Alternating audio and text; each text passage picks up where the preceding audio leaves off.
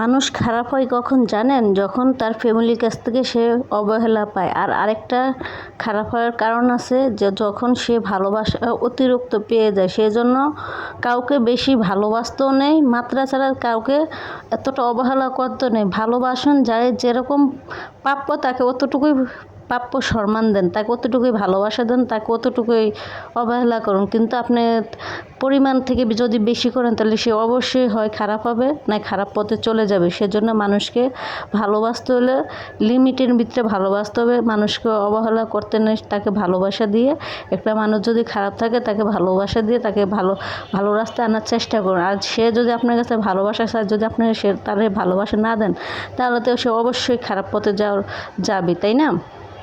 তো একটা মানুষ যখন তার ফ্যামিলির কাছ থেকে অবহেলা পায়, তারপরে তার আপন মানুষের কাছে অবহেলা পায়, তার মানে সব দিক দিয়ে অবহেলা পায়, তখনই সে খারাপ পথে যায়। কিন্তু সে যদি খারাপ পথে যায়, আপনি সবাই বলেন যে ও ভালো না, ও খারাপ, ও এই ওই সেই, কেন খারাপ হয়, কেন খারাপ পথে যায়? এটা কি আপনারা কখনো যাচাই বাছাই করে দেখছেন? আসলে একটা মানুষ কেন খারাপ পথে যায়, কেন খারাপ কাজটা করে, অবশ্যই তাকে যাচাই বাছাই করবে। তাকে অতিরিক্ত শাসন করা যাবে না, তাকে অতিরিক্ত তার সাথে দুর্ব্যবহার করা যাবে না। তাকে সে ভালোবাসা শুধু চায়, তাকে একটু ভালোবাসা দিয়ে তার জীবনটাকে পরিপূর্ণ করে দেন। কিন্তু আপনার তার থেকে সে ভালোবাসা চাইবে দেয়, আপনারা তারে দূরে সরে দেন। আর যে ভালোবাসা চায় না, সে পায়, তারপর তাকে অতিরিক্ত মাত্রা ছাড়া ভালোবাসা তাকে মাথায় উঠে রাখেন, সেজন্য আরও সে খারাপ পথে যায়।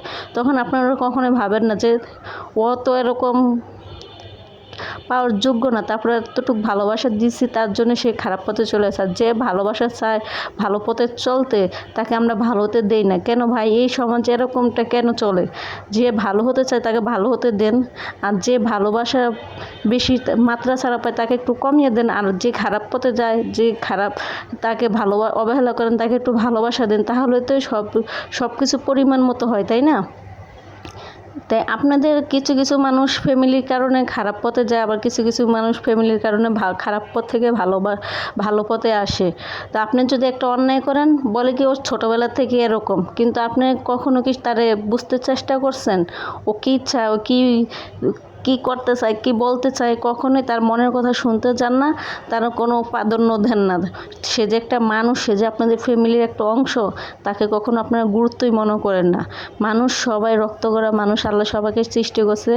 তো কেউ সবার সমান বুদ্ধি হয় না, কেউ একটু বেশি বুদ্ধি হয়, কেউ একটু কম বুদ্ধি হয়। কিন্তু সেজন্য তারা যে আপনারা অবহেলা করবেন, তা কোনো সমাজের ভিতরে নাই। আপনাদের ফ্যামিলিতে অনেক মানুষ ঠিক আছে, আপনি সবাই একরকম দেখেন, ওই আরেকটা মানুষে অন্যরকম দেখেন কেন? সবাই তো আপনার সন্তান, সবাই তো আপনার ঘরে জন্ম নিছে, তাহলে তার কেন অবহেলা করেন? তাকে একটু ভালোবাসা দেন।